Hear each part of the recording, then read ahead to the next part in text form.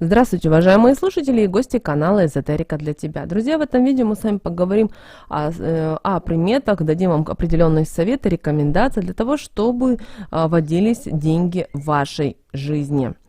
Наши предки, конечно же, как мы все знаем, верили в разные приметы, в поверья, особенно в те, благодаря которым можно было разбогатеть.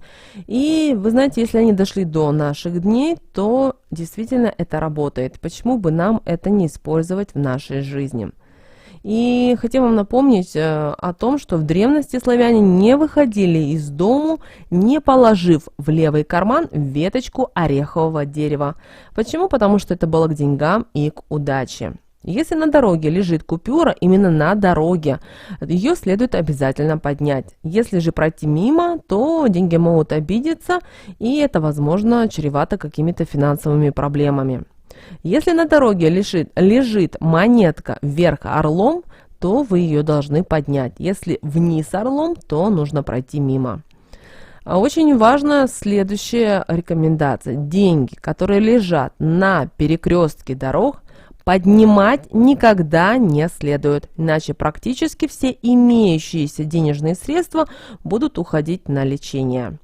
Если вы планируете оставлять чаевые, то вы должны понимать о том, что деньги всегда к вам будут возвращаться. Важно, прежде чем начать копить деньги, нужно вам определиться с тем, для чего нужны эти накопления. Если у вас цель копить деньги на черные дни, то эта цель достаточно не очень хорошая, и в будущем ничему это хорошему не приведет. Поэтому желательно, если вы копите денежки, то ваша цель должна быть исключительно позитивной, и тогда удача будет обеспечена. Также далее мы поговорим о том, какие бывают приметы для дома, для того, чтобы водились денежки в вашей жизни.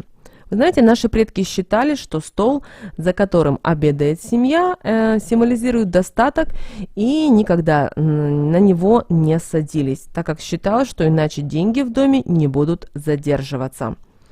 Под скатертью на столе всегда должно лежать несколько монет. Знаете, это к богатству. Нельзя также держать дома 2 и более веника. Он должен быть один, причем стоять в углу перевернутым метлой вверх. Хотим еще сделать небольшую здесь ремарку. Когда мы говорим о том, что не должно быть 2 и более веника, мы говорим о том, что нельзя, чтобы находились именно в вашем доме или в помещении. Если у вас есть частный дом, то мы понимаем о том, что на улице, скорее всего, у вас уже есть второй веник, именно подметать для улицы. В таком случае у нас получается 2 веника. Но мы здесь имеем в виду, что не может быть 2 и более веника именно в самом таком доме. Также обращаем ваше внимание, что монеты нельзя разбрасывать, они должны храниться аккуратно, должны быть собраны в копилку или любую другую емкость. Также хранящиеся накопления время от времени следует пересчитывать. Почему? Потому что банкноты следует постоянно обменивать их энергией денег, чтобы там эта энергия не застаивалась. Также банкноты следует хранить аккуратно расправленными и иногда даже поглаживать их и общаться с ними. Если в вашем доме завелся паучок, именно паучок, знаете, он является символом достатка и благосостояния, и вы можете в скором времени ожидать прибыль.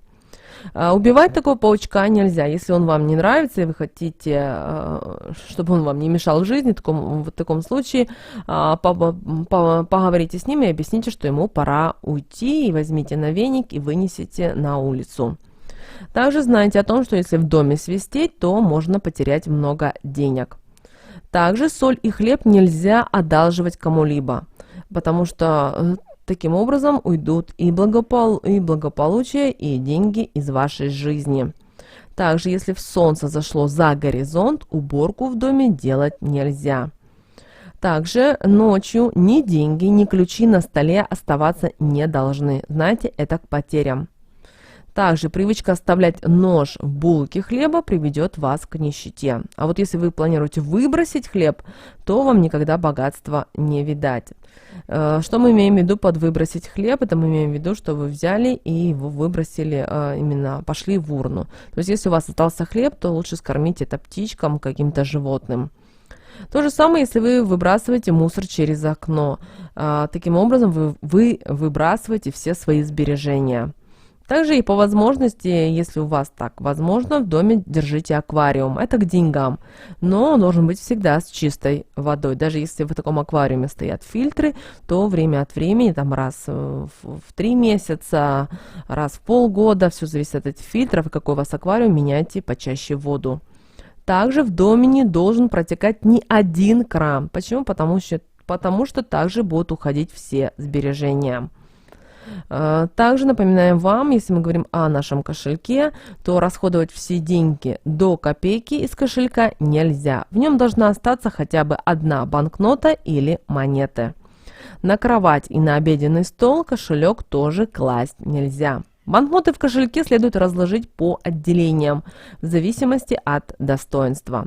Грязные, рваные или измятые купюры в кошелек не кладут. Купюру хранить нужно изображением именно в одну сторону. Как мы знаем, многие мелочи в кошельке не хранят. Но если вы ее не храните, то можно такую мелочь в воскресный день отдать в качестве милостыни.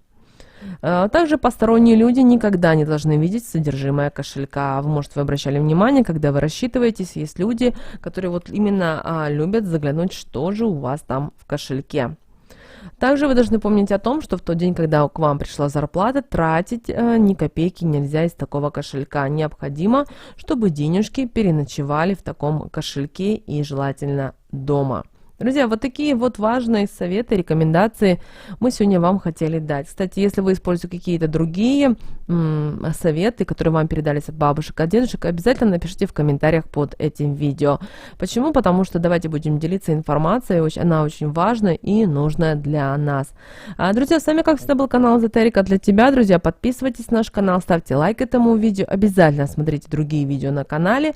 Ну а мы с вами прощаемся и услышимся в следующем видео. Пока-пока!